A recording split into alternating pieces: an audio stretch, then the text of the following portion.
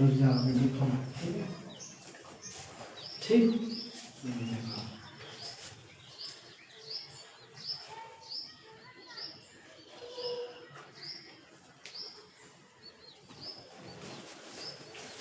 सही से बैठो। देखो प्राचीन इतिहास का, अभी प्राचीन इतिहास का और और क्वेश्चन बचे हैं, ठीक है। जो मतलब जो ज़्यादा पूछता है सवाल उसको लिखवाए हैं, ठीक। जो ज़्यादा पूछने का संभावना है उसी को हम लिखवाए हैं। देखो जैसे ये प्राचीन इतिहास का अभी एक क्लास में और होगा, कंप्लीट हो जाएगा। प्राचीन इतिहास में क्या होता है, प्राचीन इतिहास यानी कि इसमें इतिहास को 3 भागों में बांटा गया है ना, प्राचीन, मध्यकालीन, आधुनिक, ठीक। तो पहला है प्राचीन हम लोग पढ़ रहे हैं। तो प्राचीन में कुछ ऐसे सवाल हैं जो बनते हैं, ऐसे महत्वपूर्ण वाला ही सवाल है, ठीक। देखो जैसे मैं पूछा कि बताओ गौतम बुद्ध का जन्म कहाँ हुआ था, गौतम बुद्ध का जन्म कहाँ हुआ था, तो लुम्बिनी में हुआ। तो लुम्बिनी एक गाँव था, ठीक। गौतम बुद्ध का जन्म कहाँ हुआ था, तो लुम्बिनी में हुआ था। गौतम बुद्ध का जन्म कहाँ हुआ था, लुम्बिनी में। सम्राट अशोक के पिता कौन है, सम्राट अशोक के पिता कौन है, सम्राट अशोक के पिता कौन थे, बिंदुसार। सवाल कैसे बनेगा, ध्यान। सवाल बनने का तरीका इसमें है ना कि 4 ऑप्शन देगा। अब उसमें देखो ऐसे भी दे देगा, नाम ऑप्शन में देगा, लेकिन जो बिंदुसार है ना 2 जगह देगा। बिंदुसार तो लिखिएगा, लेकिन बिंदुसार के पछवा कुछ और नाम जोड़ देगा। ऐसे सवाल तुम्हें पता है कि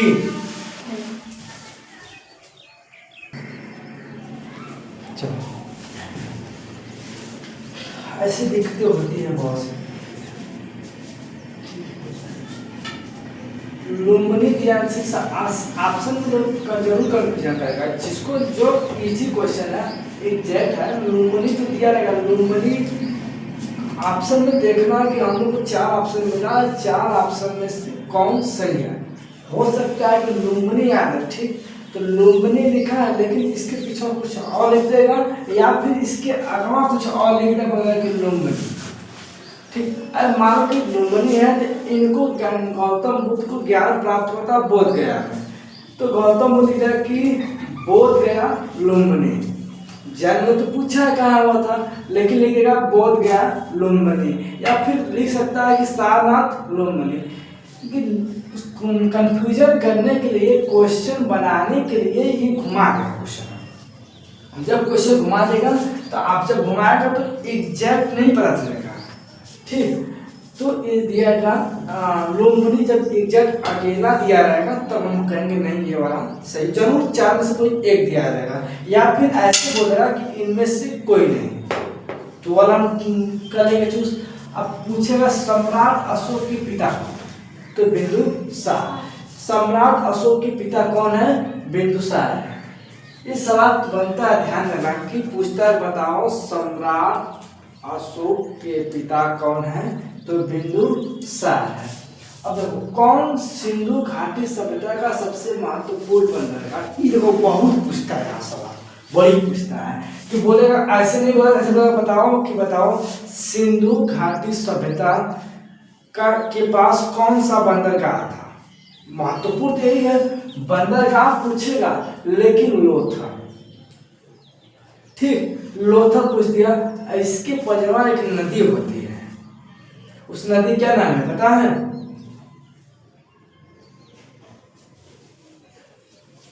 ठीक।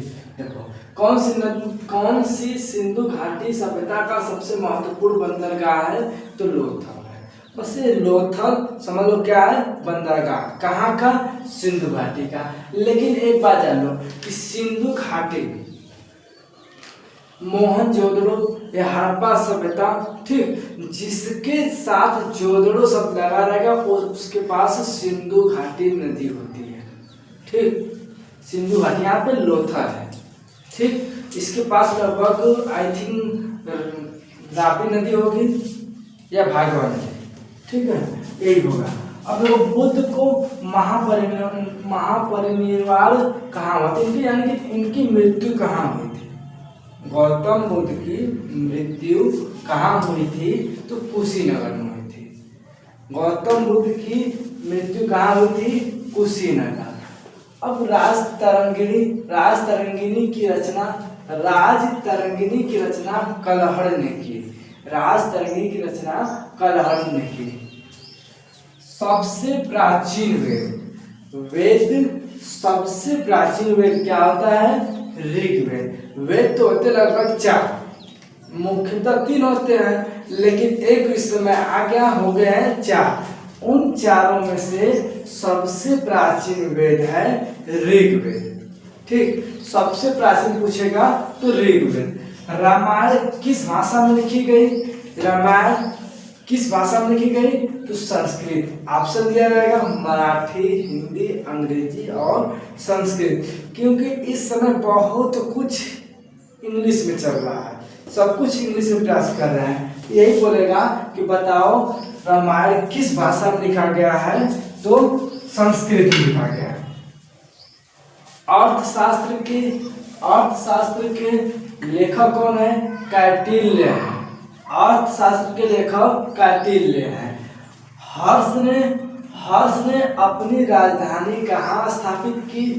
हर्षवर्धन। हर्ष ने अपनी राजधानी कहाँ स्थापित की? तो कन्नौज में की। हर्षवर्धन थे या हर्ष थे?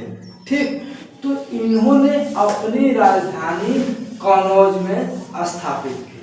ठीक, अब देखो मोक्ष का अर्थ क्या आता है? मोक्ष का अर्थ क्या आता है? जन्म एवं मृत्यु के चक्र से छुटकारा पाना। जो जन्म और मृत्यु से छुटकारा पाया है उसी वही होता है मोक्ष का अर्थ। ठीक, गौतम बुद्ध को कहाँ ज्ञान प्राप्त हुआ? गौतम बुद्ध को ज्ञान कहाँ प्राप्त हुआ? देखो तो ऐसे यहाँ बहुत कंफ्यूजन होता है कि बोलेगा कैसे बताओ कि महात्मा गौतम बुद्ध को ज्ञान की प्राप्ति कहाँ हुई? महात्मा गौतम बुद्ध को ज्ञान प्राप्ति कहाँ हुई? ऑप्शन देगा सारनाथ, दे देगा वाराणसी, दे देगा बोधगया, दे देगा बिहार। ऐसे दे दिया ऑप्शन में, घुमा दिया ऑप्शन में। जब ऑप्शन में घुमा दिया तो एग्जैक्ट उनको तो कंफ्यूजन कहाँ होगा? सारनाथ या बोधगया, यही तो कंफ्यूजन होगा। तो उनमें से महात्मा गौतम बुद्ध ने कहाँ दिया था, कहाँ ज्ञान प्राप्ति हुई उनको? तो बोधगया में हुआ था। ठीक, देखो सिंधु घाटी की सभ्यता थी। सिंधु घाटी की जो सभ्यता थी वो कैसी थी? तो नगरी थी। ठीक, सिंधु घाटी की सभ्यता एक नगरी थी। नगरी में नगर हो गया। ठीक, एक नगरी थी, सिंधु घाटी की सभ्यता थी जो वो कहाँ से थी? तो एक नगर से होकर गुजरी थी, इसलिए यहाँ पर रहा गया सिंधु घाटी की सभ्यता थी नगरी। ठीक, अब जरा चाणक्य अपने बचपन में किस नाम से जाने जाते थे? ये देता है। ठीक, चाणक्य अपने बचपन में किस नाम से जानते थे? तो विष्णुगुप्त। चाणक्य अपने बचपन में किस नाम से जानते थे? तो विष्णुगुप्त थे। तो सत्यमेव जयते शब्द किस उपनिषद से लिया गया है? सत्यमेव जयते शब्द किस उपनिषद से लिया गया है? तो मुंडकोपनिषद। कौन सा धर्म त्रिरत्न में विश्वास करता है? कौन सा धर्म त्रिरत्न में विश्वास करता है? तो जैन धर्म है। जैन धर्म ऐसा है जो त्रिरत्न को मानता है, उस पर विश्वास करता है। जैन धर्म त्रिरत्न को मानने वाले जैन धर्म है। ठीक, कौन सी खोज ने ऐतिहासिक मानव को अस्थायी जीवन के लिए अग्रसर किया? इसका मतलब है बस तुमसे ऐसे पूछेगा कौन से खोज मानव ने किया जिनको अस्थायी जीवन की मनोकामना पूरी हुई? कौन से कौन सी खोज ऐतिहासिक मानव ने, ऐतिहासिक बात हो रही, इतिहास में मानव ने खोज की जो अस्थायी रूप से अग्रसर हुआ, उनको आशा हुई कि कौन सा फसल था, तो कृषि थी। कौन सी खोज की? कृषि की। प्राग ऐतिहासिक मानव का भोजन क्या था? प्राग ऐतिहासिक मानव का भोजन क्या था? तो मानव का भोजन जड़ और फल था। प्राग ऐतिहासिक मानव का भोजन क्या था? जड़ और फल था। सिंधु घाटी की सभ्यता, सिंधु घाटी की सभ्यता में मुख्य देवता कौन थे? सिंधु घाटी की सभ्यता के मुख्य देवता कौन थे? तो पशुपति शिव, पशुपति शिव ये थे सिंधु घाटी की मुख्य देवता। वहाँ पे पशुपति शिव को बहुत पूजा जाता था, उनको बहुत पूजा जाता था, इसलिए सिंधु घाटी सभ्यता के मुख्य देवता थे पशुपति शिव। बौद्ध मत के प्रचार के लिए, यानी बौद्ध के प्रचार के लिए, बौद्ध मत के प्रचार के लिए महाराजा अशोक ने अपने पुत्र एवं पुत्री को कहाँ भेजा? बौद्ध मत के प्रचार के लिए अशोक अपने पुत्री को भेजा था श्रीलंका। ठीक, श्रीलंका भेजा था। कहाँ भेजा था? श्रीलंका। देखो इनमें से क्या इंपॉर्टेंट है ना, ये जन्म पता है, लुम्बिनी।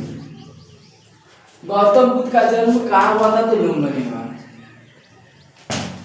ठीक, और महान सम्राट अशोक के पिता कौन थे? तो बिंदुसार थे। कौन सी सिंधु घाटी सभ्यता का सबसे महत्वपूर्ण बंदरगाह था? तो लोथल था। ये याद रखना कि सिंधु घाटी सभ्यता का सबसे महत्वपूर्ण बंदरगाह सिंधु घाटी का सभ्यता कौन था? तो लोथल था। अब बोलेगा बुद्ध को महापरिनिर्वाण कहाँ प्राप्त हुआ? तो कुशीनगर में हुआ। कहाँ प्राप्त हुआ? कुशीनगर में। ठीक, सबसे प्राचीन वेद क्या होते हैं? तो ऋग्वेद होते हैं। रामायण किस भाषा में लिखा गया है? संस्कृत में। ठीक, और यहाँ पे हर्षवर्धन ने अपनी राजधानी कहाँ स्थापित की? तो कन्नौज में। हर्षवर्धन ने अपनी राजधानी कहाँ स्थापित की? कन्नौज में। मोक्ष का अर्थ होता है जन्म एवं मृत्यु से छुटकारा। जन्म एवं मृत्यु के चक्र से छुटकारा पाना मोक्ष का अर्थ होता है। सिंधु घाटी सभ्यता थी, एक नगरी थी। सिंधु घाटी सभ्यता एक नगरी थी। चाणक्य ने अपने बचपन में किस नाम जाता था? चाणक्य अपने बचपन में किस नाम से जानते थे? तो विष्णुगुप्त से।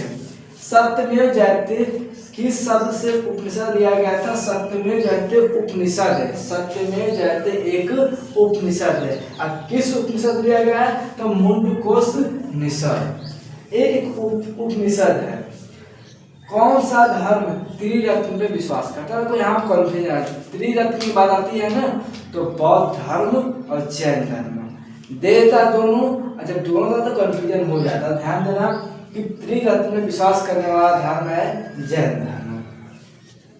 ठीक, कौन सी खोज ने ऐतिहासिक मानव को अस्थायी जीवन के लिए अग्रसर किया? कौन सी खोज मानव जीवन के लिए अस्थायी जीवन के लिए अग्रसर किया? तो कृषि थी। ठीक, अब देखो प्राग ऐतिहासिक मानव का भोजन क्या था? प्राग ऐतिहासिक मानव का भोजन जड़ और फल था। सिंधु घाटी सभ्यता के मुख्य देवता कौन थे? तो पशुपति शिव थे। बौद्ध मत के प्रचार के लिए अशोक ने गौतम बुद्ध का प्रचार किया है। उन्होंने अपने पुत्र एवं पुत्री को दोनों लोगों को भेजा था श्रीलंका। ठीक, तो इतना याद करना, बाकी प्राचीन इतिहास का क्रम लिखते हैं। ठीक।